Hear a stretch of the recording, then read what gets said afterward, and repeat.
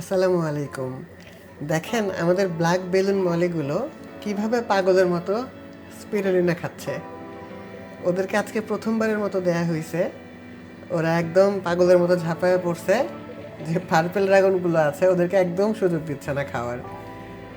তো দেখতেই খুবই ভালো লাগে। দেখেন সব একদম এক জায়গায় জড়ো হয়ে খাচ্ছে। জিনিসটা খুবই আই ক্যাচি। তো ওদেরকে সপ্তাহে অন্তত একদিন করে স্পিরুলিনা দেওয়ার চেষ্টা করবেন। এইটা ওদের ডাইজেশনের জন্য খুবই ভালো, আর এদের কালার এনহ্যান্স করতেও হেল্প করে। সো এটা আসলে দেয়াই যায়, খরচ তো খুব তেমন একটা বেশি না, দেখতেও ভালো লাগে ওদের খাওয়া।